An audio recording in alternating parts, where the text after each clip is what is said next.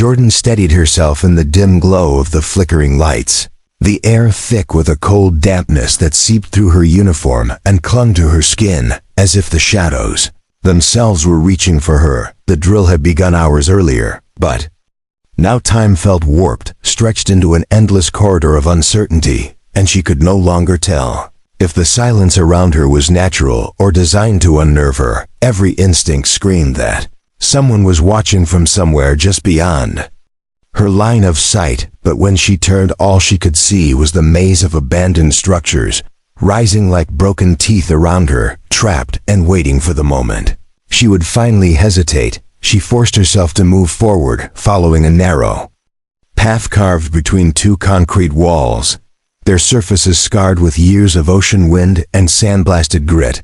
And though the facility had been decommissioned long before she arrived, the atmosphere pulsed with the feeling that something vital had been left behind, something that should never have been awakened. The wind blew through the corridor, carrying the faint smell of rust and seawater, and beneath it, a subtler scent, one she could not place, but that made her pulse quicken as she wondered if this drill was still under the instructor's control, or if it had slipped into something far different. Her boots made a muted thud against the cracked ground as she approached a structure marked by peeling paint and warped metal, but the door, hanging crooked on its hinges, did not creak when she pushed it open. No, it simply swung inward as if expecting her arrival, in the dark room inside seemed to breathe in her presence, with long, slow whispers drifting through the stale air. She stepped through the threshold, one cautious foot at a time, scanning for traps or movement. But the emptiness was too perfect, too deliberate, and she realized that every detail had been arranged to draw her here, without revealing why. She felt her heartbeat climb steadily higher as she tried to determine what she was meant to find before it found her first day. Faint vibration pulsed through the floor beneath her feet, building like the distant heartbeat of a giant creature slumbering beneath the facility. And she knelt slowly, placing her hand on the cold ground to confirm the tremor was real. The vibration grew stronger for a moment, then abruptly stopped, leaving the silence sharper than a blade. And she rose carefully, aware that whoever orchestrated this drill had taken it far beyond protocol. She turned toward the exit, but before she reached it, the lights above her flickered again, and the brief flash revealed a shadow near the far wall, a tall human shape standing utterly still, as if waiting for her to acknowledge it. Jordan froze, drawing a slow, controlled breath as she tried to gauge whether the figure was an instructor or another trainee, but something about the stillness felt wrong, too rigid, too precise.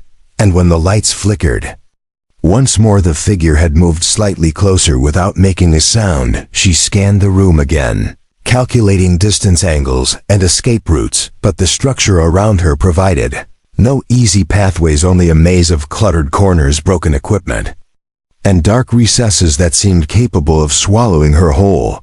She stepped backward, inch by inch, keeping her eyes locked on where the figure had been, and her mind raced to understand what kind of drill involved. Silent watchers creeping through abandoned buildings with no oversight, and another flash of light, and the figure vanished, leaving behind only the echo of its presence. And Jordan felt a chill trace down her spine as she realized she was now alone in a space that no longer obeyed the rules of the program. She backed through the doorway, returning to the narrow exterior corridor where the wind had grown stronger, swirling dust and grit into small spirals that danced unnaturally in the air. Ahead of her, the vibration underfoot returned, heavier this time, shaking the loose debris around her, as if something was dragging itself upward through the earth. She steadied herself, pressing one hand against the concrete wall while trying to anticipate the source of the tremor. But the ground stilled again, leaving a heavy silence that pressed against her ears. She continued along the corridor, reaching a junction where two paths diverged, one leading toward the shore and the other deeper into the heart of the forgotten facility. She hesitated, sensing that the direction toward the shore offered a slim chance of escape, while the inner path promised only more shadows. Yet a faint glow emanated from the interior route, soft and red like the pulse of an artificial heartbeat. And she could not ignore the possibility that the Instructors had hidden a critical objective there. Her mission demanded she move toward the unknown, no matter how unnerving the path. And as she stepped toward the glowing corridor, she felt the air shift around her, as if something had just taken its place behind her, in the darkness where she dared not look yet. Jordan moved deeper into the glowing corridor, her breathing steady but her senses sharpened to a razor edge as the faint red light pulsed along the walls like veins carrying some hidden signal through the facility. The air grew warmer with each step as though heat were rising from machines buried far beneath the floor, and she could hear the soft hum of energy flowing through cables and pipes overhead. She followed the sound carefully, wondering if this part of the compound had ever truly been abandoned, or if someone had been keeping it alive, waiting for the perfect moment to activate whatever lay dormant her.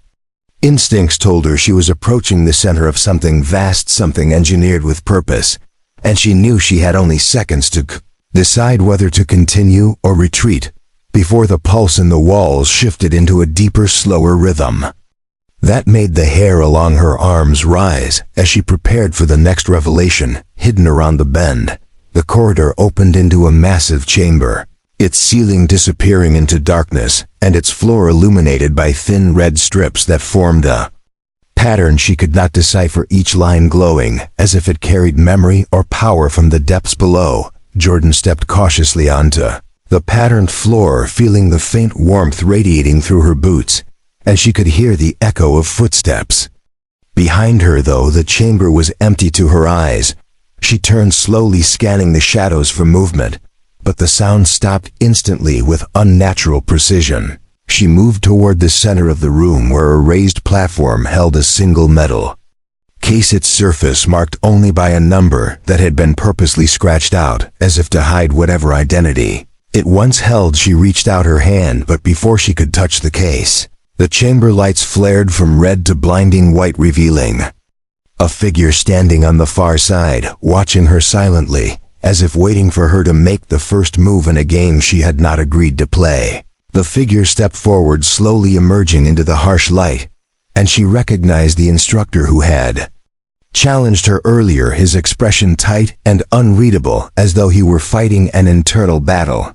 She could not understand. He walked with the confidence of someone who knew exactly where they were and what they were facing, yet something about the tension in his shoulders suggested he did not entirely trust the environment around them. He told her the drill had been altered by forces above them, forces that neither of them had been warned about, and the metal case contained something she had been chosen to retrieve. Though he refused to say why, he warned that opening the case would trigger the next stage of the drill, one that he claimed was designed to expose fear at its deepest level.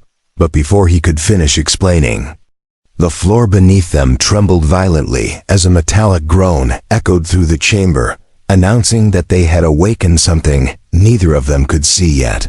Jordan braced herself as the trembling grew stronger, sending dust cascading from the unseen ceiling above, and the instructor reached for her shoulder, guiding her back toward the platform as though preparing for an attack. The lights flickered again, plunging the chamber into brief darkness, and during that instant she felt a rush of air sweep past her like something massive moving at a speed no human could match. When the lights surged back to life, the instructor was no longer beside her, his disappearance silent and immediate, leaving no sign of struggle or movement. She called his name once, twice, listening for any response, but the chamber only returned the hollow echo of her own voice. She turned back toward the metal case, now pulsing faintly with light along its edges, as though reacting to the absence of the man who had warned her not to open it, and she realized the chamber was shifting around her, slowly sealing the exits.